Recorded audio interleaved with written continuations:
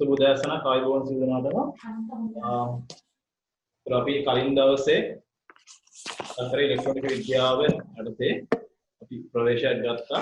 ඒක යටතේ ඉලෙක්ට්‍රොනික විද්‍යාව අපි හැඳින්වුවා. ඊට පස්සේ අර්ධ සන්නායක භෞතික විද්‍යාව යටතේදී අපි අර්ධ සන්නායක පිළිබඳව කතා කරා.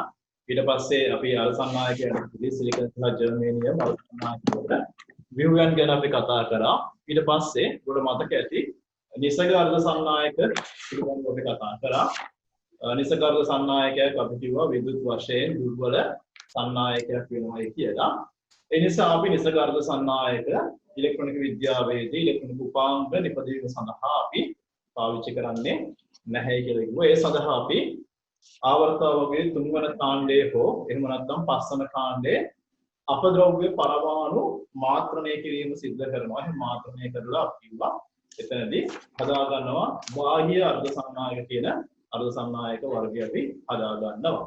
එතනදී බාහ්‍ය අර්ධ සන්නායක යටතේදී අපි කතා කරා බාහ්‍ය අර්ධ සන්නායක වර්ග දෙකක් තියෙනවා. ඒ තමයි N වර්ගය සහ P වර්ගය කියන අර්ධ සන්නායක වර්ග දෙක. ඒතර අපි N වර්ගයේ අර්ධ සන්නායකයන් කොහොමද නිර්මාණය කරන්නේ කියන එක ගැන කතා කරා. ඔබට මතකයි අපි එතනදී කිව්වා N වර්ගයේ අර්ධ සන්නායකයක් හදනකොට සිලිකන් ස්ෆටිකයට එහෙම නැත්නම් සිලිකන් කැබල්ලකට අපි ආවර්තිතා වහුවේ පස්වන කාණ්ඩයේ මූලද්‍රව්‍ය කියන්නේ ෆොස්ෆරස්, ආසනික්, ඇන්ටිමනි වගේ මූලද්‍රව්‍යයක් තමයි මාත්‍රණය කරන්නේ. මේ මාත්‍රණය කිරීම සිද්ධ වෙන්නේ මිලියනයකට එකක් වගේ අනුපාතකින් කියන එකත් අපි එතනදී ඊළඟට P වර්ගයේ අර්ධ සන්නායකයක් හදනවා නම් එහෙම එතනදී අපි P වර්ගයේ අර්ධ සන්නායක නිර්මාණය කරගන්න ආවර්තාවකයේ තුන්වන කාණ්ඩයේ වෙන බෝරෝන්, ඇලුමිනියම්, ගැලියම්, ඉන්ඩියම් වගේ මූලද්‍රව්‍යයන් මාත්‍රණය කරනවා කියලා කිව්වා. ඒක මතකයි අපි දැලිස ඇඳලා එතනදී කොහොමද යාළගේ ආරෝපණ එහෙම නැත්නම් අර කුවර ඉලෙක්ට්‍රෝන ඇති වෙන විදිය ගැන කතා කරා.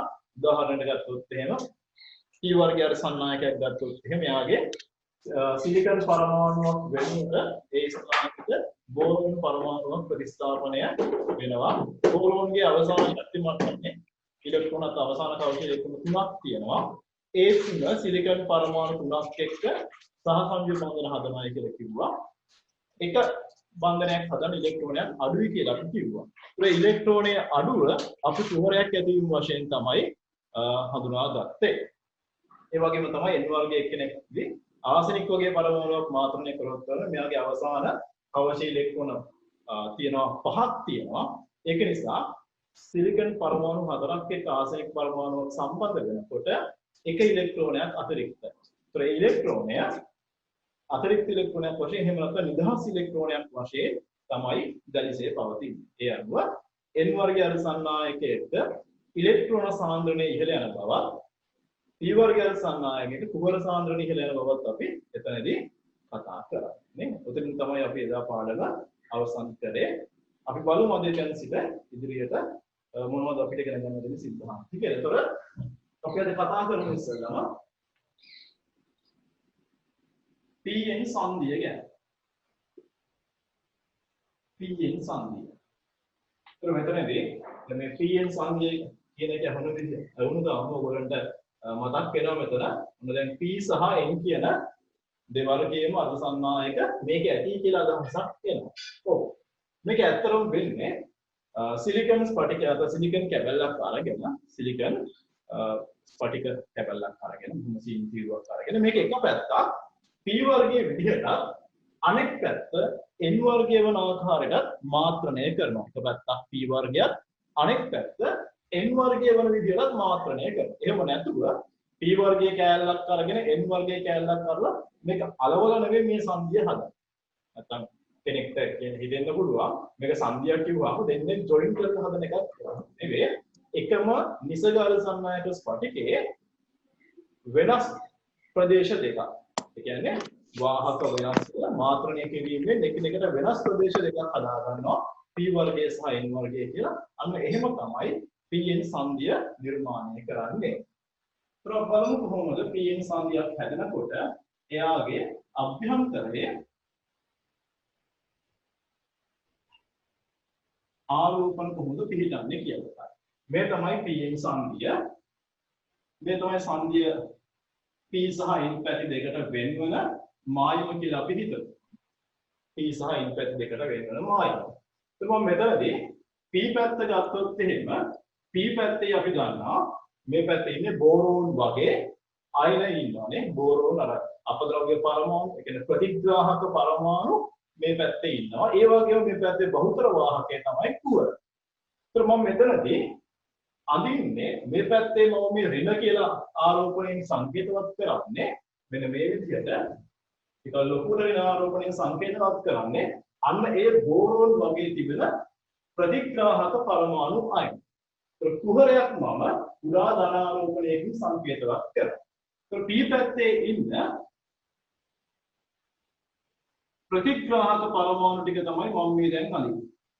මේ දෙන ප්‍රතිග්‍රාහක පරමාණු. එහෙම නැතුව ඉලෙක්ට්‍රෝන නෙවෙයි ප්‍රතිග්‍රාහක පරමාණු.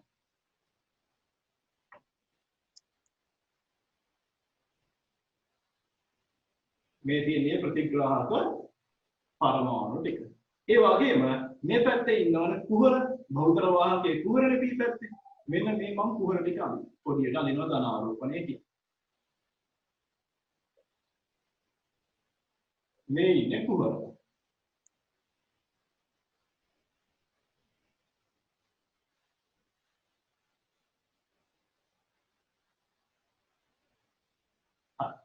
ඒ වගේම N පැත්තේ ඉන්නවා බහුතර වාහක ඉලෙක්ට්‍රෝන සහ එයාගේ ආසනික් වගේ දායක පරමාණු ඉන්නවා. දායක පරමාණු අයන ඉන්නවා. ඒත් මේ දායක පරමාණු අයනමම මේ වගේ ටිකක් ලොකු ධන ආරෝපණයකින් නැත්නම් ධන ලකුණකින් නිරූපණය කරන ඉලෙක්ට්‍රෝන උදා මේ වගේ ඍණ ආරෝපණ නිරූපණය කරන මට මෙතන වර්ණ දෙකක් උදා ගන්න බැහැ. මොකද හේතුව මේ ඔක්කොම වර්ණ ඔයගලන්ට මේක පේන්නේ එක විදිහ නිසා මම පාට දෙකකට යන්නේ නැහැ.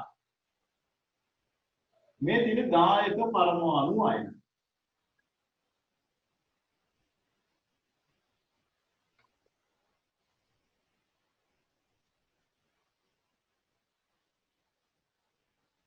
දායක පරමාණු අයන තමයි මේ මම අඳින්නේ. ඒ වගේම මේ පැත්තේ තියෙන නිදහස් ඉලෙක්ට්‍රෝන මේ අපි අඳින නිදහස් ඉලෙක්ට්‍රෝන. ඔන්න දැන් අපි pn සංඛ්‍යාවක් හදාගත්තා. එක පැත්තක් p විදිහට මාත්‍රණය කරලා අනෙක් පැත්ත n විදිහට මාත්‍රණය කළා. ඔන්න දැන් මම pn සංඛ්‍යාවක් හදාගෙන තියෙනවා. ඒතර මේ pn සංඛ්‍යාව හදනවත් එක්කම නැත්නම් මේක නිර්මාණය වෙනවත් එක්කම ඉතාම සුවිශේෂී ක්‍රියාවලියක් සිද්ධ වෙනවා.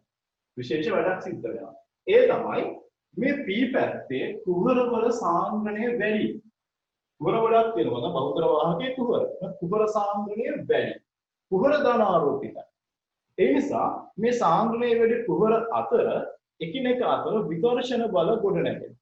එකිනෙක අතර විකර්ෂණයන් ගොඩ එකිනෙක විකර්ෂණය කරගන්න ඈත් කරගන්නවා. ඒක තල්ලු කරගන්නවා. ඒකේ ප්‍රතිඵලයක් වශයෙන් මේ සංධිය ආසන්නයේ ඉන්න කුහර සංධිය හරහා ගමන් කරනවා n පැත්තට යනවා. මේ පැත්තට කුහර තල්ලු වෙලා යනවා. දැන් ලෝඩ් එකක් දාලා තියෙනකොට අපි දන්නවා මේ පොලිස් එකේ ඉන්නකොට තෙරපෙනකොට මොකද වෙන්නේ? එකිනෙකක් තල්ලු කරගන්න.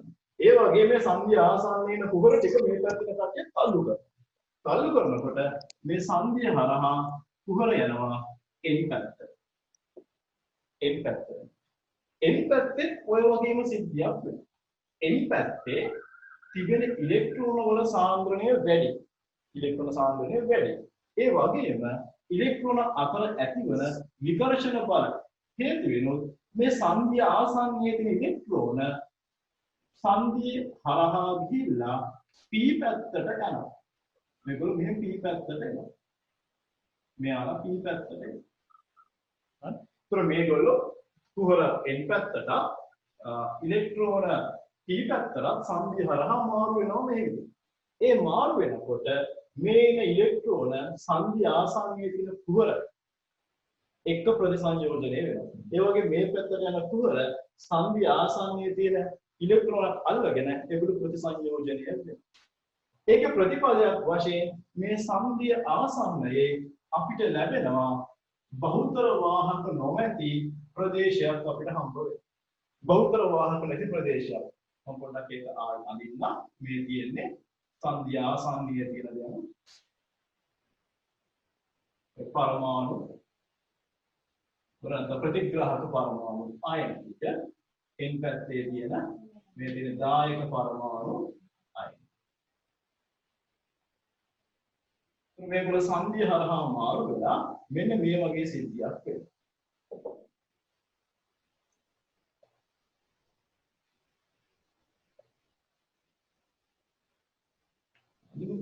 මේ පැත්තේ කුහර දැන් මේ ඇගේ කුහර ටික තියෙන ඒගොල්ලෝ ප්‍රතිසංයෝජනය වෙලා නැහැ කියලා අපි හිතනවා. ටික තියෙනවා. හැබැයි සංඛ්‍ය ආසන්නයේ තියෙන කුහර ටික දැන් ප්‍රතිසංයෝජන වෙලා නැති වෙලා ගිහිල්ලා. මේ පැත්තේ ඒ වගේ. ඉලෙක්ට්‍රෝන ටික සංඛ්‍ය ආසන්නයේ තියෙන ඉලෙක්ට්‍රෝන ටික ඒ විදිහටම තියෙනවා. සංඛ්‍ය ආසන්නයේ ඉලෙක්ට්‍රෝන ටික නැති වෙලා තියෙනවා. නමුත් එහාට වෙන්නේ මේ ඉලෙක්ට්‍රෝන 10 ඉලෙක්ට්‍රෝන පවතිනවා. මේ අපි අද නිදහස් ඉලෙක්ට්‍රෝන ටික. නමුත් මේ සංඛ්‍ය දෙපස තිබෙන ස්ථානයේ සංඛ්‍ය දෙපස ඉලෙක්ට්‍රෝන එහෙම නැත්නම් කුහර ඉලෙක්ට්‍රෝන එහෙම නැත්නම් කුහර ටික ප්‍රතිසංයෝජන නිසා නැති වෙනවා. එතකොට මෙන්න මේ p පැත්තේ ඉතුරු වෙනවා. බලන්න මේ තියෙන කුහර ටික ප්‍රතිසංයෝජන වුණාට පස්සේ p පැත්තේ සංඛ්‍ය ආසන්නයේ අර ප්‍රතිග්‍රාහක පරමාණු වල ඍණ අයන ටික ඉතුරු වෙනවා. ඒ කියන්නේ මෙතන B- වගේ බෝරෝන් මයිනස් වගේ අයන ටික ඉතුරු වෙනවා. සංඛ්‍ය හරහා මේ පැත්තට ගිහ ඉලෙක්ට්‍රෝන කුහර ටික අල්ලගත්තට පස්සේ සංඛ්‍ය හරහා මෙහාට ගිය කුහර ටික ඉලෙක්ට්‍රෝන අල්ලගත්තට පස්සේ මේ පැත්තේ අර ආසනික අයන ධන අයන ටික ඉතුරු වෙනවා. ඒ කියන්නේ සංඛ්‍ය දෙපැත්තේ p පැත්තේ කුඩා ඍණාරෝපණයකුත් n පැත්තේ කුඩා ධනාරෝපණයකුත් ඉතුරු වෙනවා. ඒ ආරෝපණ ලැබෙන්නේ අර ප්‍රතිග්‍රාහක හා දායක පරමාණු අයන නිසා. එහෙම නැතුව කුහර හෝ ඉලෙක්ට්‍රෝන තියෙන නිසා නෙවෙයි. කුහර හෝ ඉලෙක්ට්‍රෝන මේ ප්‍රදේශයේ නැහැ. බහුතර වාහක වලින් උදාසීන ප්‍රදේශයක් තමයි සංඛ්‍ය දෙපැත්තේ මේ හැදෙන්නේ. ඒතර මේ ප්‍රදේශය අපි හඳුන්වනවා හායිත ප්‍රදේශය කියලා. හායිත ප්‍රදේශ ඉංග්‍රීසියෙන් depletion region කියලා කියනවා. depletion region. හරි හායිත ප්‍රදේශයක් නිර්මාණය වෙනවා. ඒතර හායිත ප්‍රදේශය ඇති වෙන්නේ කොහොමද? මේ සංඛ්‍යයේ තිබෙන p පැත්තේ තියෙන බහුතර වාහක කුහර සාන්ද්‍රණය අධික වීමත් n පැත්තේ තියෙන බහුතර වාහක ඉලෙක්ට්‍රෝන සාන්ද්‍රණය අධික වීමත් නිසා සංඛ්‍ය හරහා ඉලෙක්ට්‍රෝන කුහර මාරු වෙලා ප්‍රතිසංයෝජනයේ වෙලා සංඛ්‍ය දෙපැත්තේ ඉලෙක්ට්‍රෝන හෝ කුහර නොමැති උදාසීන තීරුවක් හැදෙනවා. ඊටාම සිහින් තීරුවක්. අන්නේ තීරුව තමයි අපි හඳුන්වන්නේ හායිත ප්‍රදේශය කියලා. මේ හායිත ප්‍රදේශයේ n පැත්තේ ධනාරෝපණයක් තියෙනවා. ඒ ධනාරෝපණ ඇති වෙන්නේ මේ දායක පරමාණු නිසා. දායක පරමාණු අයන නිසා.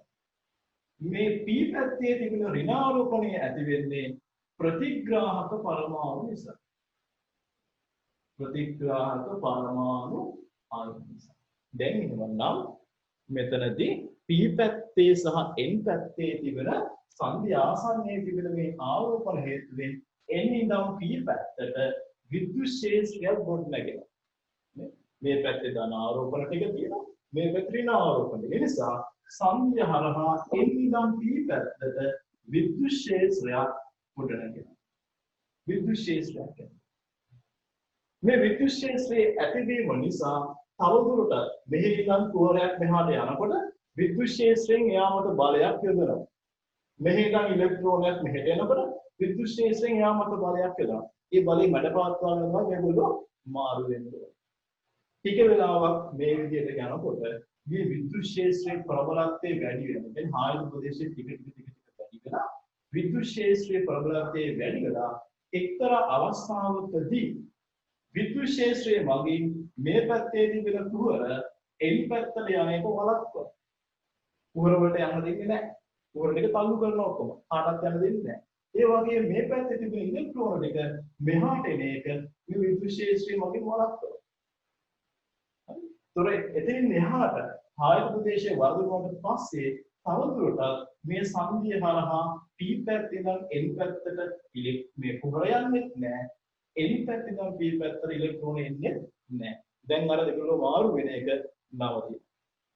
හරි. අන්න ඒ අවස්ථාවේදී මේ විද්‍යුත් ක්ෂේත්‍රයේ ප්‍රබලත්වය උපරිමයට යනවා. වැඩිම වෙලා තියෙනවා. ඒ මොහොතේදී N සිට P පැත්තට කුඩා විභව අන්තරයක් මේ ආයත ප්‍රදේශයේ හරහා තියෙනවා.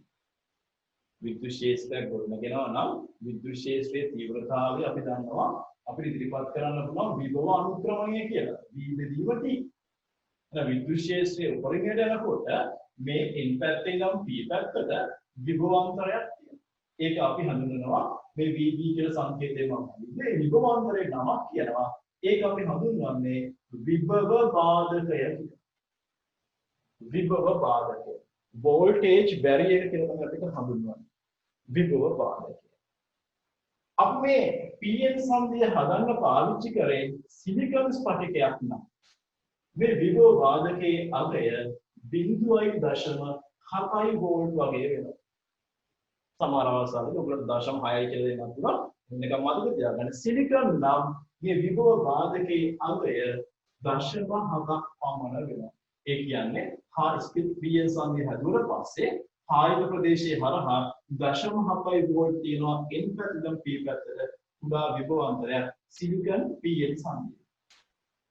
මේක අපි හිතේ ජර්මේනියම් යොදාගෙන එතනදී ආයත ප්‍රදේශය 0.3 වෝල්ට් වගේ අගයක් වෙනවා. 0.3 වෝල්ට් වගේ අගයක් තමයි ආයත ප්‍රදේශයේ වෙන්නේ. මේක අපි ජර්මේනියම් පාවිච්චි කරලා හදුවේ. හරි.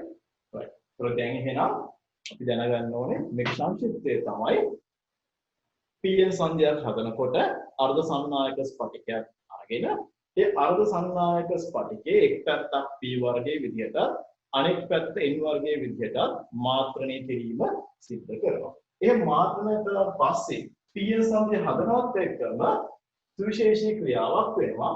ඒ තමයි P පැත්තේ තියෙන කුහර N පැත්තටත් N පැත්තේ ඉලෙක්ට්‍රෝන සංඛ්‍යාව හරහා P පැත්තට යනවා. එහෙම ගිහිල්ලා මේ ඉලෙක්ට්‍රෝන කුහර ප්‍රතිසංයෝජනය වෙනවා සංඛ්‍යා ආසන්නයේ. එතකොට මේ සංඛ්‍යා ආසන්නයේදී බහුතර වාහක ඉලෙක්ට්‍රෝන කුහර නොමැති උදාසීන තීරුවක් හැදෙනවා. උදාසීනයි කියලා කියන්නේ එතන බහුතර වාහක නැහැ. බහුතර වාහක නොමැති තීරුවක් හැදෙනවා.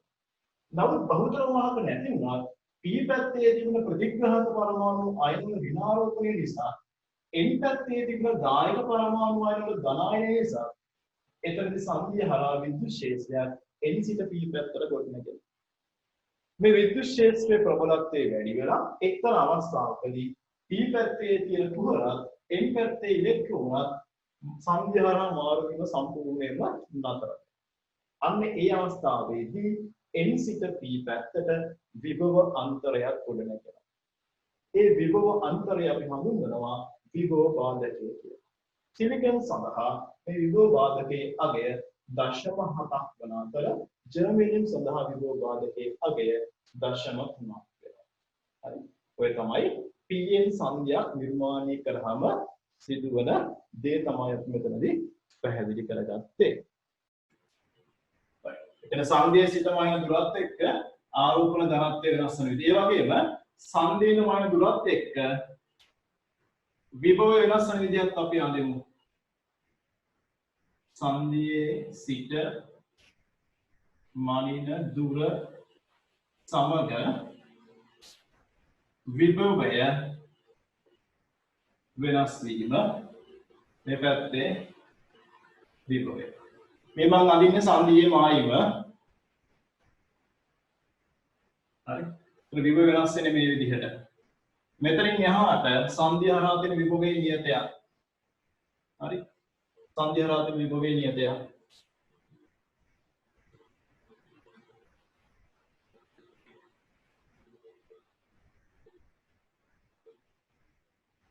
මේක රේඛීයව නෙවෙයි වැඩි වෙන්නේ. රේඛීයව නෙවෙයි වැඩි වෙන්නේ. කොහොම වෙනස් වෙන්නේ?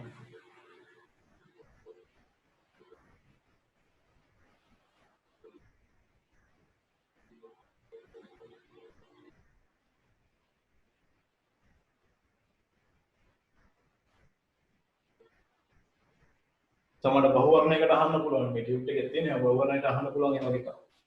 සංදීන මයින දුරත් එක්ක විභව වෙනස් වෙන්නේ කොහොමද කියන එක. तो මේ අතර විභවාන්තරය තමයි විභව බාධකය වෙන්නේ මේ විභවාන්තරය විභව බාධකය. right මේක අnder ඉවරද නේද බලන්න.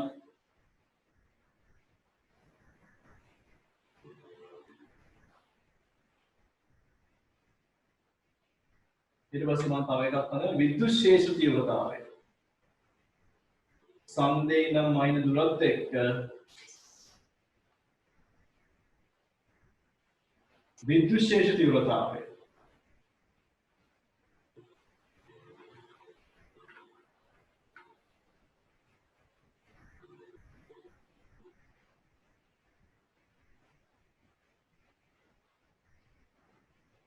सान्निध्यమైన දුරත් එක්ක විද්‍යුත් ශේෂ්ත්‍රය කිව්වත් කමන්නේ විද්‍යුත් ශේෂ්ත්‍රය තමයි හෙල් තීව්‍රතාවය.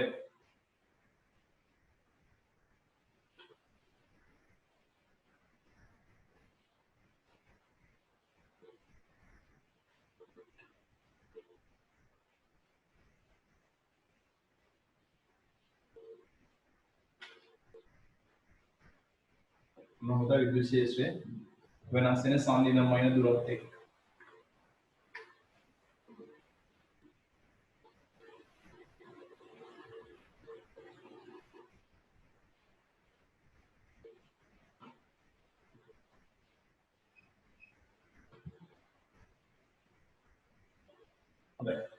PN සන්ධි ඩයෝඩ්. ඒතර PN සන්ධි ඩයෝඩයක් අපි හදන්නේ නැත්නම් නිර්මාණය කරන්නේ PN සන්ධියට මෙන්න PN සන්ධිය මේ PN සන්ධියේ P පැත්තට සහ N පැත්තට අග්‍ර දෙක සම්බන්ධ කිරීමෙන් තමයි PN සන්ධි ඩයෝඩය නිර්මාණය කරන්නේ. P පැත්තට සහ N පැත්තට අග්‍ර දෙකක් සම්බන්ධ කිරීමෙන් PN සන්ධි ඩයෝඩයක් අපි නිර්මාණය කරගන්නවා. ඒතර PN සන්ධි ඩයෝඩයක් පරිපථයක අපි නිරූපණය කරන එහෙම නැත්නම් යාගේ පරිපථ සංකේතය මෙන්න මෙහෙමයි. මේක තමයි ඩයෝඩයක පරිපථ සංකේතය. ඒතර මේ පැත්ත ඩයෝඩයේ P පැත්ත වශයෙන් නැත්නම් ධන පැත්ත කිව්වත් අපි ඉතින් ධන වගේ කියනවා. මේ පැත්ත ඩයෝඩයේ ඍණ පැත්ත. නිකන් ධන සහ ඍණ වගේ. कोशे का ऋण තියෙන්නේ ඒ වගේ. හරි. ඒතර कोशे මේක ඩයෝඩයේ P පැත්ත, මේක ඩයෝඩයේ N පැත්ත වෙන්නේ. ඒතර මේ පැත්ත මේක හරියට E තලයක් කියලා හිතමු. මේ ත්‍රිකෝණ වගේ E තලයක්. හරි. E තලයක්. તો සමහර පොත්වල PN සමි ඩයෝඩ මෙන්න මෙහෙමත් සංකේතවත් කරනවා. මෙහෙමත් දකින්න පුළුවන් ඕගොල්ලන්ට. එතන මේක රවුමක් ඇත්තේ. හරි. ඒතර ඒකත් ඩයෝඩයක්ම තමයි. PN සමි ඩයෝඩයක්ම තමයි මේක මේ රවුම ඇතුලේ තිබ්බත් රවුම නැතුව දැම්මත් ඒක ඩයෝඩයක්ම තමයි. හරි. එතකොට දැන් PN සමි ඩයෝඩයක් අපි පරිපථයක ඉලෙක්ට්‍රොනික පරිපථයක යොදාගන්නේ මෙයාගේ තියෙන සුවිශේෂී ගති ගුණයක් නිසා. සන්ධි ඩයෝඩයක තියෙන සුවිශේෂී ගති ගුණයක් තියෙනවා. ඒක තමයි මේ ඩයෝඩයක් හරහා ධාරාවක් ගමන් කරන්න පුළුවන් වන්නේ එක පැත්තකට විතරයි. එක් දිශාවකට පමණයි ධාරා සංනයනය කරන්නේ ඩයෝඩයක්. අපි දන්නවා ප්‍රතිරෝධයක් ගත්තොත් ප්‍රතිරෝධය හරහා ධාරාව දෙපැත්තටම යන්න පුළුවන් නේ. ප්‍රතිරෝධය හරහා දෙපැත්තටම යන්න පුළුවන්. නමුත් ඩයෝඩයක් ගත්තොත් එහෙම ඩයෝඩයක් හරහා ධාරාව එක් දිශාවකට පමණයි සංනයනය වෙන්නේ. ඒක තමයි ඩයෝඩයක් අපිට ඩයෝඩ් එකේ තියෙන වැදගත්කම වෙනත විශේෂ ලක්ෂණය වෙන්නේ. එතකොට මෙන්න මේ සම්දි ඩයෝඩයක් අපි පරිපථයක පාවිච්චි කරනකොට යොදා ගන්න පරිපථය පාවිච්චි කරන විදි නැත්නම් පරිපථයට සම්බන්ධ කරන ආකාරයේ අනුව අපි මෙන්න මෙහෙම හඳුන්වනවා ඒ පරිපථය. එකක් තමයි නැත්නම් ඩයෝඩයේ අවස්ථා දෙකක් අපි හඳුනා ගන්න. පළවෙනි එක තමයි ඩයෝඩයේ ඉදිරි නැඹුරු අවස්ථාව කියන්නේ. ඉදිරි නැඹුරු අවස්ථාව. තව එකක් මෙයාට කියනවා පෙර නැඹුරු අවස්ථාව කියලා. පෙර නැඹුරු අවස්ථාව. ඉදිරි නැඹුරු එහෙම නැත්නම් ඩයෝඩයේ පෙර නැඹුරු තවත් වචනයක forward bias වෙනවා. forward bias configuration එක එහෙම නැත්නම් වින්‍යාසය. ඊළඟ එක තමයි ඩයෝඩ් එක පසු නැඹුරු අවස්ථාව reverse bias state එක පසු නැඹුරු අවස්ථාව. එහෙමනම් PN සති ඩයෝඩයක් පරිපථයක අපි එයාව සම්බන්ධ කරන විදිය අනුව අපි අවස්ථා දෙකක් පරිපථ දෙකක් අපිට හඳුනා ගන්න පුළුවන්. එකක් ඩයෝඩයක ඉදිරි නැඹුරුව අනිත් එක ඩයෝඩයක පසු නැඹුරු අවස්ථාව. ඩයෝඩයක් පෙර නැඹුරුවේ තියෙනකොට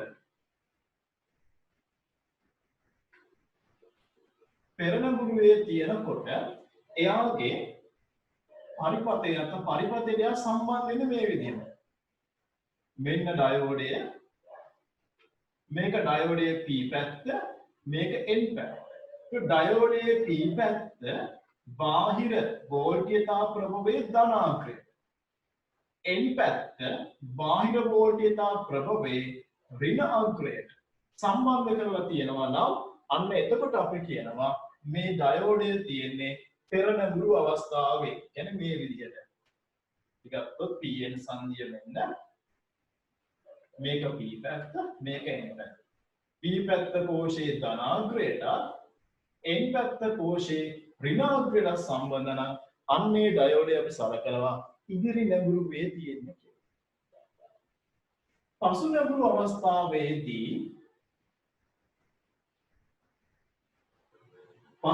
අවස්ථාවේදී ඩයෝඩේ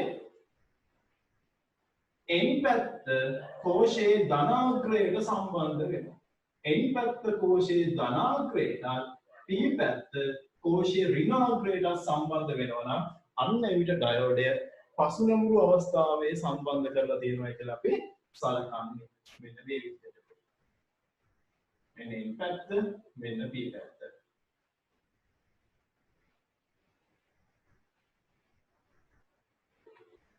ඕක තමයි ඩයෝඩයට පරිපථයක යොදා ගන්නා ආකාර දෙක. පෙර නැඹුරුව සහ පසු නැඹුරුව. හරි ලේසි හොයාගන්න. පෙර නැඹුරුව කියන්නේ P පැත්ත කෝෂයේ ධනට N පැත්ත කෝෂයේ ඍණ සම්බන්ධ කරලා තියෙනවා.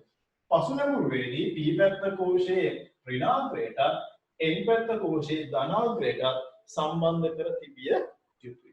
ඒත් එහෙම තමයි අපි ඩයෝඩයක් ඉදිරි නැඹුරුවේද පසු නැඹුරුවේද කියන එක හඳුනා ගන්න. කෝෂය දීලා නැත්නම්, කෝෂය පෙන්වන්නේ නැත්නම් මතකෙන් තියාගන්න. පෙර නැඹුරුවේ නම් ඩයෝඩයක P පැත්තේ විභවය N පැත්තට වඩා වැඩි. මේ පැත්තේ වෝල්ට් 5යි, මේ පැත්තේ 0යි. එහෙම වුණොත් පෙර නැඹුරුවේ.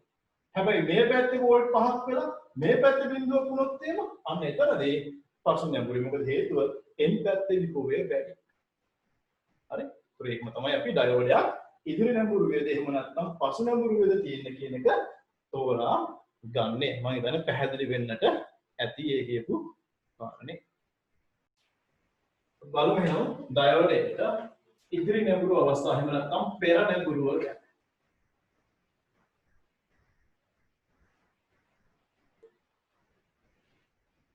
පෙර නැඹුරු අවස්ථාව. පෙර නැඹුරු අවස්ථාවේදී අපි කිව්වා ඩයෝඩයේ P පැත්ත කෝෂයේ ධන පැත්තට N පැත්ත කෝෂයේ ඍණ අග්‍රයට සම්බන්ධ වෙලා තියෙන්නේ මේ විදිහට. ඩයෝඩය අපි කියනවා පෙර නැඹුරුවේ ඉන්නේ කියලා. අපි හිතමු මේ ඩයෝඩේ හරහා අපි සපයලා තියෙන විභවාන්තරය නැත්නම් මේ සම්බන්ධ කරලා තියෙන බැටරියේ විභවය නැත්නම් විද්‍යුත්ගාමක බලය අපි හිතමු Vs. මේ ඩයෝඩයේ විභව වාදකය අපි හිතමු Vb කියලා. හරි? right. මම අවස්ථා කීපයක් ගන්නවා. පළවෙනි අවස්ථාව අපි හිතමු මේ Vs ගේ අගය විභව වාදකයට වඩා කුඩා වෙන අවස්ථාවක් හිතන්න.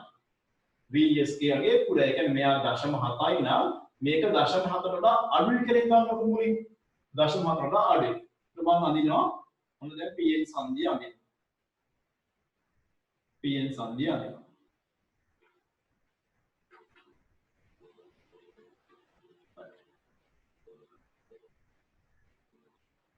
ඊට කලින් මම පොඩ්ඩක් මෙතන උඩින් තව එකක් අඳ ගන්නම්. ආරම්භයේදී විභවාන්තරය දෙන්න කලින් PN සංදියේ ආයත ප්‍රදේශයේ කොහොමද තියෙන්නේ කියන එක පොඩ්ඩක් අපි ලකුණු කරමු. ආයත ප්‍රදේශය අපි මේ වගේ තිබ්බේ. ආයත ප්‍රදේශයේ මේ වගේ පළල තිබ්බේ. මේ හරහා තියෙන විභවාන්තරය VB. දැන් අපි බාහිර ප්‍රභවය සම්බන්ධ කරනවා. ප්‍රභවයේ ධනාග්‍රය P පැත්තට ඍණාග්‍රය N පැත්තට සම්බන්ධ කරා. P පැත්තේ මොනවද තියෙන්නේ? වැඩිපුර තියෙන්නේ කුහර. කුහර ටික ධන ආරෝපිතයි නේ. කුහර ධන ආරෝපිතයි. මේ පැත්තේ තියෙන ඉලෙක්ට්‍රෝන. ඉලෙක්ට්‍රෝන ඍණ ආරෝපිතයි.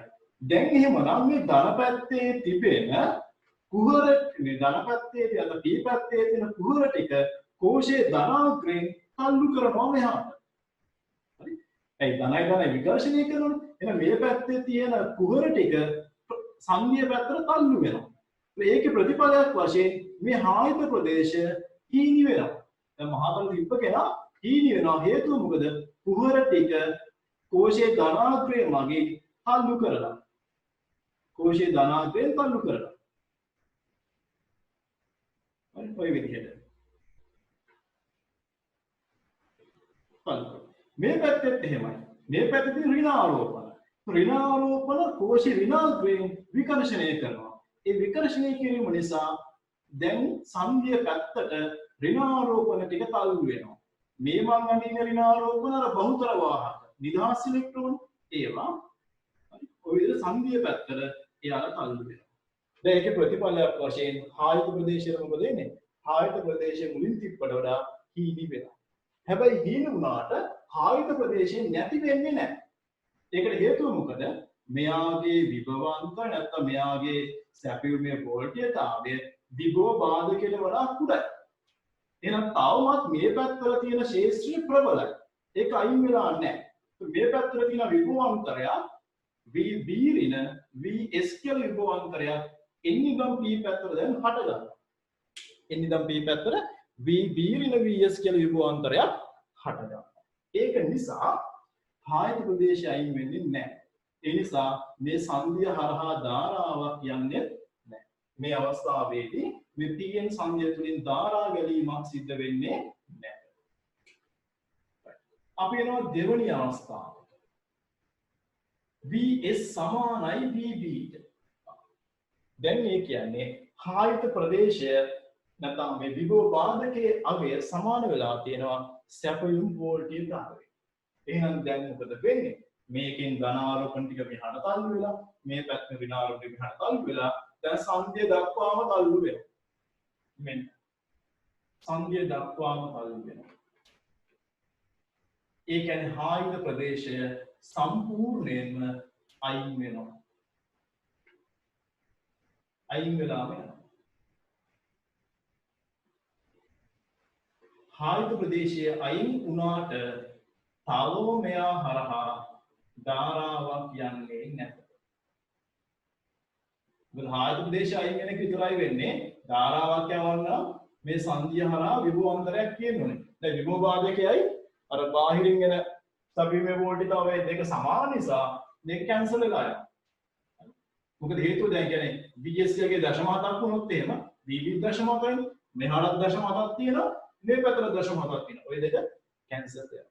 හැබැයි තවම ධාරාවක් යන්නේ නැහැ.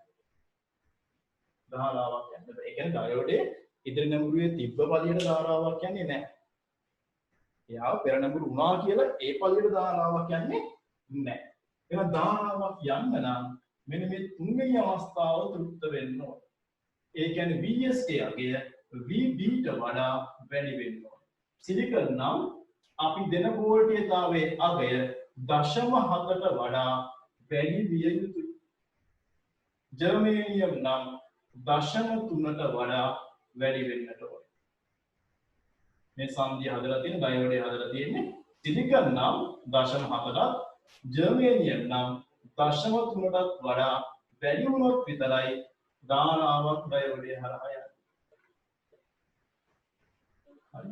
දැන් බලන්න මෙයා VS දැන් මේ පැත්තට VB තියෙනවා. විභව අන්තරය ඇති වෙනවා VS ඍණ VB කියලා විභව අන්තරයක් සංධිය හරහා මෙයා. ඒ නිසා දැන් මේ තියෙන ඉලෙක්ට්‍රෝන වලට එහෙම නැත්නම් කුහර වලට සංධිය හරහා මෙහෙට යන්න පුළුවන්. ඉලෙක්ට්‍රෝන ටික මෙහාට එන්න පුළුවන්. එහෙනම් මෙයා හරහා ධාරාවක් ඔන්න දැන් යනවා. ධාරාවක් යනවා. හරි? එහෙනම් PN සංධිය ඩයෝඩය හරහා ධාරාවක් යන පෙරනැඹුරු වේදී එයාගේ අග්‍ර හරහා විභව අන්තරය විභව බාධකයට වඩා වැඩි විය යුතු වෙනවා. විභව බාධකයට වඩා වැඩි වෙනවා. right? તો මම මෙතනම අඳින්නම් අපි විභව අන්තරයත් එක්ක අපි ලබා දෙන විභව අන්තරයත් එක්ක කොහොමද සංධිය හරහා කරන ධාරා වෙනස් වෙන්නේ කියන එකත් අපි පොඩ්ඩක් ඔතනම ඉඳගමු. ඒ තමයි බලන්න ආරම්භයේදී මේ විභව අන්තරය නැත්නම් මේ වෝල්ටීයතාවය පොඩ වැඩි කරන් එනවා. බිඳුව ඉඳන් වැඩි කරන් එනකොට මෙන්න මේ අගය දක්වා වැඩි වෙනකම් ධාරාවක් ගියේ නැහැ. ධාරාවක් කියන තේ ඉතා කුඩා ධාරාවක් මෙන්න ධාරාවක් යන්නේම නැහැ වගේ. හැබැයි VS ගියගේ VB පන්නපු හැටි මොකද වෙන්නේ? VB පන්නපු හැටි ඔන්න ධාරාවක් යනවා. මෙඩිකල් ඒ කීයද?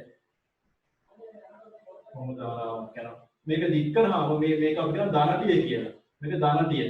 ධනටිය දික් කරාම මේ කැපෙන තැන තමයි VB වෙන්නේ. ඒ කියන්නේ පෙරනමුළු අවස්ථාවේදී ඩයෝඩ් එක අග්‍රහරහා තියෙන විභවාන්තරය විභව බාධකයේ ඉක්මු හැටියේ ලොකු ධාරාවක් එය හරහා ගමන් කරනවා බලන්න. පොඩ්ඩක් වන්න වෙලේ ලොකු ධාරාවක් එය හරහා ගමන් කරනවා. ඒ කියන්නේ කිසියම් විභවාන්තරයක් දීවිද වඩා වැඩි හරියක් තිබ්බොත් එහෙම ඒ යන ධාරාව අපිට මේකෙන් හොයා ගන්න පුළුවන්. කොච්චර ධාරාවක්ද යන්නේ කියලා. මේක අපි හඳුන්වනවා ඩයෝඩ් එක පෙරනමුළු අවස්ථාවේදී VI ලාක්ෂණිකය කියලා. නැත්නම් පෙරනමුළු ලාක්ෂණිකය කියලායි මෙයාව අපි සංධි ඩයෝඩයක් පසුනැඹුරු අවස්ථාවේ ඇතයි කියලා අපි සලකන්නේ ඒ ඩයෝඩයේ P පැත්තට සරල ධාරා ප්‍රභවයක ඍණාග්‍රයක් N පැත්තට සරල ධාරා ප්‍රභවයේ ධනාග්‍රයක් සම්බන්ධ කරලා තියෙනවා නම් අන්න ඒ ඩයෝඩය අපි සලකනවා පසුනැඹුරු තත්වයේ පවතින්නේ කියලා. તો ඩයෝඩය පසුනැඹුරු තත්වයේ පවතිනකොට P පැත්තට අපි බාහිර ප්‍රභවයේ ඍණාග්‍රය තමයි සම්බන්ධ කරන්නේ. බාහිර ප්‍රභවයේ ධනාග්‍රය අපි සම්බන්ධ කරන්නේ N පැත්තට. તો එහෙනම් මේ ඍණ අග්‍රය P පැත්තට සම්බන්ධ වෙලා තියෙන නිසා P පැත්තේ තියෙන කුහරණේ බහුතර වාහක. ඒතර ධන ආරෝපණ කැමති ඍණ වලට. તો ඍණාග්‍රයෙන් ධන ආරෝපණ ටික එයාගේ පැත්තට ඇදලා ගන්නවා. ඍණාග්‍රයෙන් ධනාරෝපණ ටික එයාගේ පැත්තට ඇදලා ගන්නවා. ඒකේ ප්‍රතිඵලයක් වශයෙන් මේ පැත්තේ තියෙන බහුතර වාහක ටික කෝෂයේ ඍණාග්‍රයේ පැත්තට ඇදිලා එනවා. මෙහාට ඇදිලා එනවා. කොහොමද ඇදිලා? ඒ වගේම මේ පැත්තේ ධනාග්‍රයේ N පැත්තේ තියෙන ඉලෙක්ට්‍රෝන ටික කෝෂයේ ධන අග්‍රය පැත්තට ආකර්ෂණය කරගන්නවා. මේ ධන අග්‍රය පැත්තට ඉලෙක්ට්‍රෝන ටික ආකර්ෂණය වුණාම මේ ආයත ප්‍රදේශය පළල වැඩි වෙනවා. ආයත ප්‍රදේශය ගොඩක් පළල වෙනවා. ඒ එහෙනම් ආයත ප්‍රදේශයේ පළල වැඩි වෙලා බහුතර වාහක වල චලිතයක් කිසිසේත්ම වෙන්න ඉඩ හරින්නේ නැහැ. මේක පළල වැඩි ලොකු වුණා. මේ පැත්තේ කුහර වලට මෙහාට පැන ගන්න බෑ. මේ පැත්තේ ඉලෙක්ට්‍රෝන මෙහාට එන්න බෑ. ආයත ප්‍රදේශය ලොකු වෙලා තියෙනවා. හරි? හැබැයි ආයත ප්‍රදේශය විශාල වුණා. ආයත ප්‍රදේශයක් තිබ්බා. මේ P පැත්තේ තියෙනවා නේද? අර සුළුතර වාහක අර උෂ්ණත්වයේ හේතු කොටගෙන ඇතිවෙච්ච සුළුතර වාහක ඉලෙක්ට්‍රෝන තියෙනවනේ ස්වල්ප ප්‍රමාණයක් මේ පැත්තේ. නේද? මේ පැත්තේ තියෙනවා ඇතිවෙච්ච කුහර ටිකක්. සුළුතර වාහක.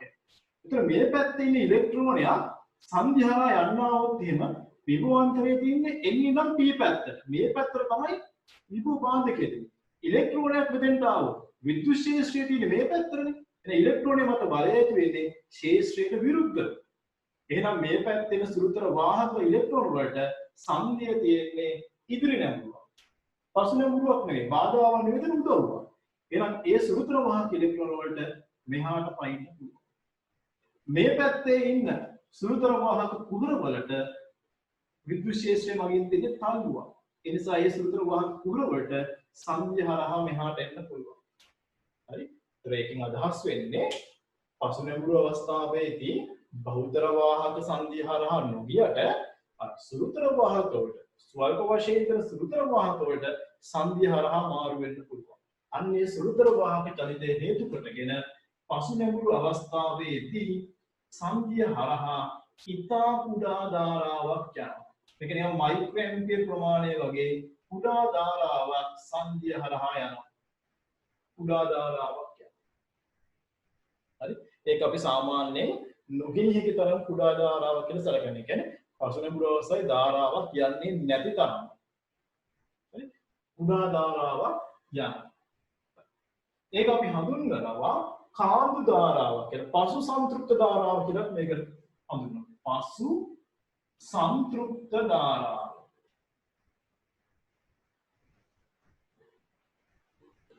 රිවර්ස් සැචුරේට් කරන්ට් කියලා කියන්නේ. පසු සංතෘප්ත ධාරාව වශයෙන් අපි ඒ ධාරාව හඳුන්වනවා. ඒ ධාරාව ඉතාම කුඩා ධාරාවක්. හරි? රයිට්. දැන් අපි තවත් මෙන්න මේ විභවාන්තරය වැඩි කරගෙන යනවා. තව වැඩි කරනවා. මේක දැන් මට මදි මම තව විභවාන්තරය වැඩි කරගෙන පසුනැඹුරු වෝල්ටේජ් තව ටික වැඩි කරගෙන යනවා.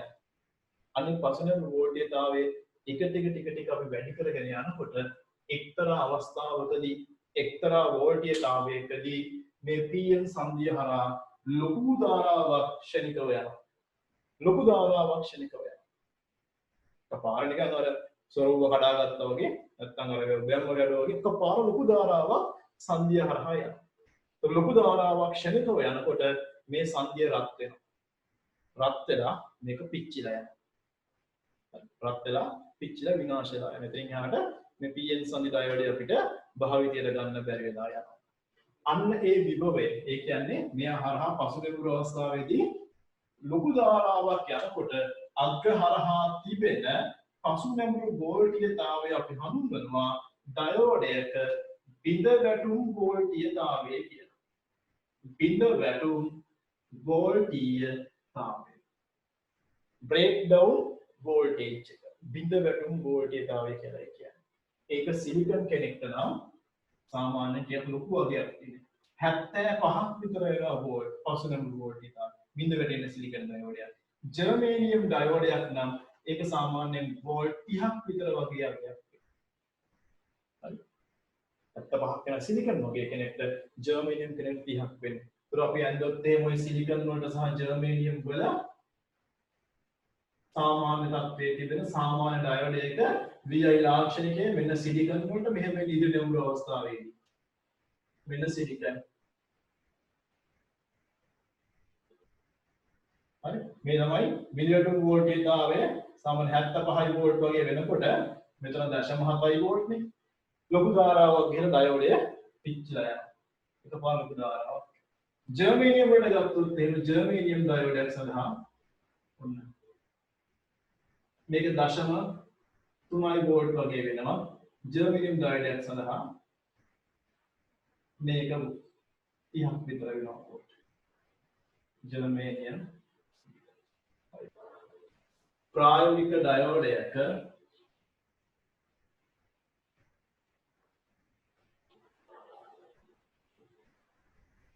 Vi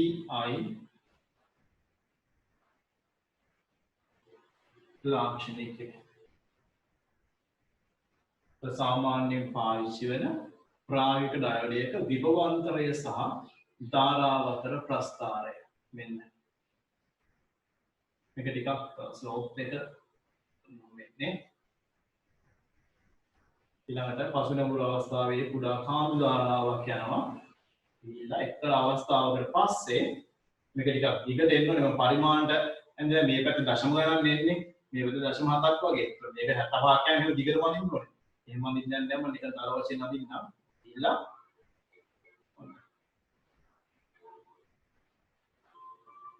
ඔන්න ප්‍රායෝගික ඩයෝඩයක Vi ලාක්ෂණිකය. අතරේ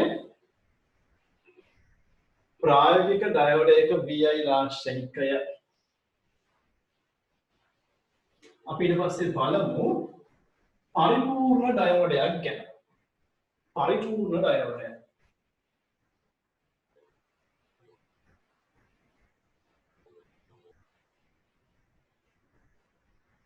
Ideal diode. පරිපූර්ණ ඩයෝඩයක්. පරිපූර්ණයි කියලා කියන්නේ එයා කියන අපි මොන හරි දෙයක් පරිපූර්ණයි කියන්නේ හැම අතින්ම එයා සර්ව සම්පන්නයි කියන එක නේද? පරිපූර්ණ ඩයෝඩයක් කියන එක අදහස්. පරිපූර්ණ ඩයෝඩයක් කියන එකේ තේරුම තමයි එයාගේ විභව බාධකයක් නැහැ. ඒ කියන්නේ එයාගේ හායුධ ප්‍රදේශයක් ඇති වෙන්නේ නැහැ කියන්නේ. විභව බාධකයක් නැහැ එයාගේ. ඩයෝඩයේ ප්‍රතිරෝධය ශුන්‍යයි.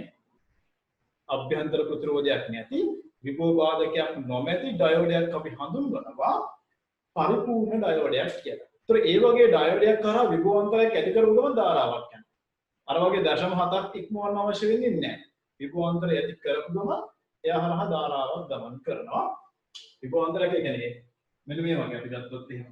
විභව බාධකයක් නැහැ. පරිපූර්ණ ඩයෝඩයක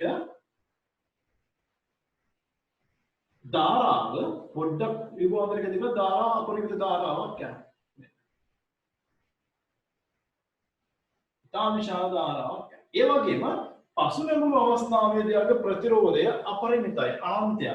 පසුනැමුණු අවස්ථාවේදී කාන්දු ධාරාවක් එහෙම නැත්නම් සංතෘප්ත ධාරාවක් කියන්නේ නැහැ. පරිපූර්ණ ඩයෝඩය. පෙර නැමුණුවේදී එහෙම නැත්නම් ඉදිරි නැමුණු අවස්ථාවේදී ඉතා විශාල ධාරාවක් යනවා. තාම සුළු විභවාන්තරයක් ඇති කරපු ගමන් පරිපූර්ණ ඩයෝඩය. හරි ඒක නිකන් හරියට ඇරපු ස්විච් එකක් වගේ. එරපෙන් සරි වහපු ස්විච් එකක්. ඒ කියන්නේ මේ වගේ. මේම ස්විච් එකක් වගේ. පරිපූර්ණ ඩයෝඩයක් කියන්නේ කම්බියක් වගේ. උකු ධාරාවක් යනවා. ආයි එතන විභවාන්තරයක් අවශ්‍ය වෙන්නේ නැහැ. යහනා ධාරාවක් යන. මෙයා නිකන් වහපු ස්විච් එකේ. ඔෆ් කරපු ස්විච් එකක් වගේ මේ වගේ. මෙතනදී. ධාරාවක් යන්නෙම නැහැ ප්‍රතිරෝධයේ අපරිමිතයි. වෙන පරිපූර්ණ ඩයෝඩයක VI ලාක්ෂණිකය. පරිපූර්ණ තත්වයට ආසන්න නම් යම් කිසි ඩයෝඩයක්. පරිපූර්ණ තත්වයට ආසන්න සාමාන්‍ය පරිපූර්ණ අය නැහැ නේද? ඒ පරිපූර්ණ තත්වයට ආසන්න ඩයෝඩයක් ගත්තොත් එහෙම එයාගේ ධාරා වෝල්ටේජ ලාක්ෂණිකය මෙන්න. එයාට විභව බාධකයක් තියෙනවා. විභව බාධක ඉක්ම හැටියේ අපරිමිත ලෙස විශාල ධාරාවක් එයා හරහා යනවා. ඒ වගේම පසුනැමුණු අවස්ථාවේදී ආසන්න ලෙස පරිපූර්ණ ඩයෝඩයකින් කිසිම ධාරාවක් පසුනැමුණු අවස්ථාවේ යන්නේ නැහැ කියලායි අපි සලකන්නේ. හරි. ඔය කියන්නේ ආසන්න ලෙස පරිපූර්ණ ඩයෝඩයක ආසන්න ලෙස පරිපූර්ණ ඩයෝඩයක VI ලාක්ෂණිකය. කලින් අපි යන්න ප්‍රායෝගික ඩයෝඩයක මේ තියෙන පරිපූර්ණ ඩයෝඩයක මේ තියෙන පරිපූර්ණ තත්ත්වයට කිට්ටු වෙච්ච ඩයෝඩයක VI ලාක්ෂණය. හරි. මේ ටික සටහන් කරගන්න. හරි. හිතන්න පරිපථයක් තියෙනවා. මේ විදිහට ඩයෝඩයක් තියෙනවා. ඩයෝඩයේ විභව අපි හිතමු අවස්ථාව දෙකකට ගමුකෝ. මේ වගේ බහරයක් තියෙනවා සහ සරල ධාරා ප්‍රභවයක් තියෙනවා. මේ බහරය මම ගන්නවා RL කියලා. අපි ඩයෝඩය D කියලා නම් කරමු. මෙයාගේ විභවය නැත්නම් මෙයාගේ විද්‍යුත්කාන්ත බලය VS කියලා ගමු. අභ්‍යන්තර ප්‍රතිරෝධයක් නැහැ කියලා හිතමු. හරි.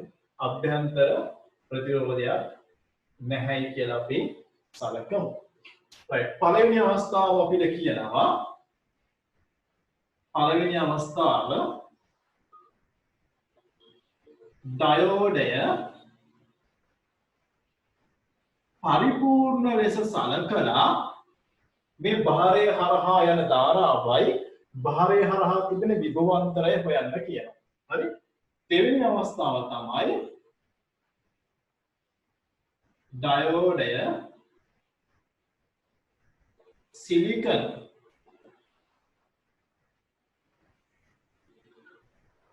ඩයෝඩයක් ලෙස සලකා. ඩයෝඩය සිලිකන් ඩයෝඩයක් කියලා සලකන්න. හරි.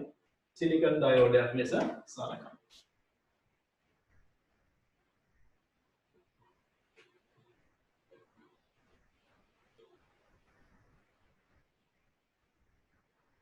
right.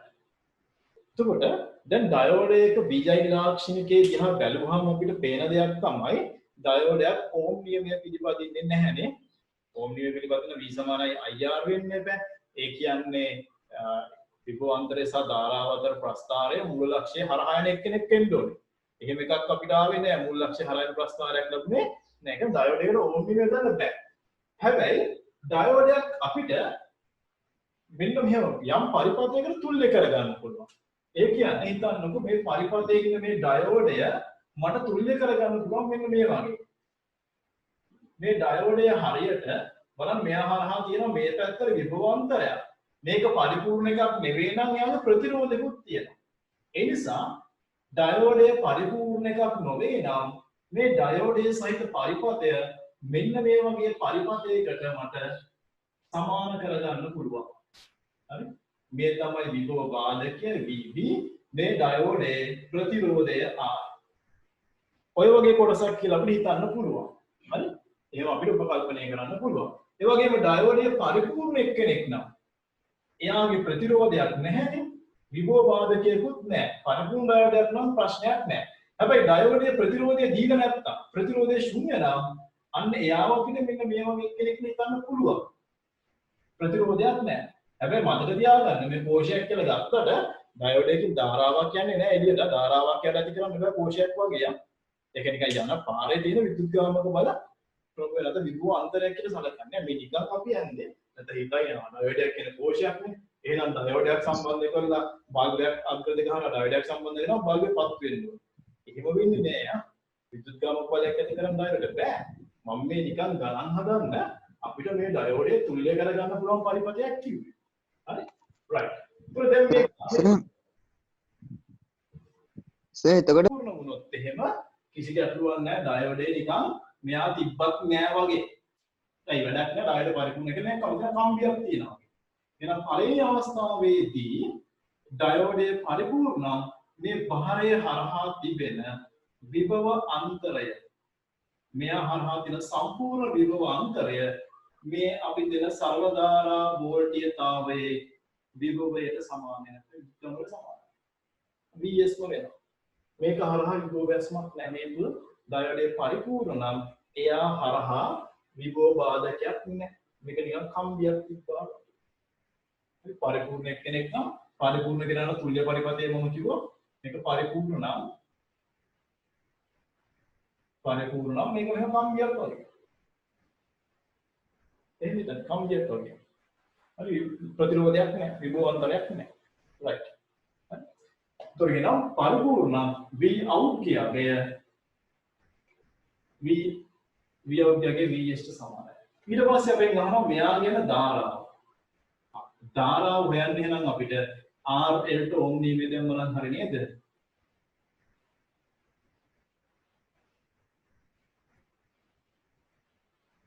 RL ට ඕම් නියමය යොදමු. V සමානයි IR, V ගේ එනවා Vs සමානයි I වතාවක් RL. එහෙනම් ධාරාව වෙනවා Vs බෙදීම RL. ඔන්න පළවෙනි අවස්ථාවට. right. දැන් එන දෙවෙනි අවස්ථාව.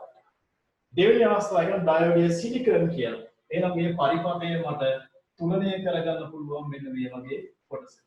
මෙන්න ඩයෝඩයේ අභ්‍යන්තර ප්‍රතිරෝධයක් ගැන කියලා නෑ. එන අභ්‍යන්තර ප්‍රතිරෝධයක් නැහැ කියලා මේ ඩයෝඩයේ සලකන්නේ. ඒ කියන්නේ මෙන්න මේ වගේ අවස්ථාවක්. අභ්‍යන්තර ප්‍රතිරෝධයක් නැහැ. හරි මෙයාගේ VB. මෙයා VS. යම් කිසි ආකාර ඩයෝඩයේ ප්‍රතිරෝධය ගැන යා ගන්න කියලා කිව්වොත් මෙතනින් ඩයෝඩයේ ප්‍රතිරෝධය කොහොම ඇඳ ගන්නවා? හරි මේක මම උදව්වක් වශයෙන් කියන්නේ මේක අඳින්න ඕනේ නෑ කෙනෙක්ට. කෙනෙක්ට මෙතන ඩයෝඩයේ තියෙනවා කියලා හිතලා දශම මතක් අඩු වෙනවා කියලා ගන්නත් පුළුවන්. කිසි ප්‍රශ්නයක් නෑ. මේක මම මේ උදාහරණයක ඔයගොල්ලෝ ලේසි වෙයි කියලා හිතන එක කිව්වා. right. දැන් එහෙමනම් මේ RL හරහා තිබෙන ප්‍රතිරෝධය නෑනේ. RL හරහා තිබෙන විභව අන්තරය කොච්චරක් වෙනවද? V out ගේ සමාන වෙනවා සම්පූර්ණ Vs ම දැන් මෙයා හරහා තියෙන්නේ නැහැ.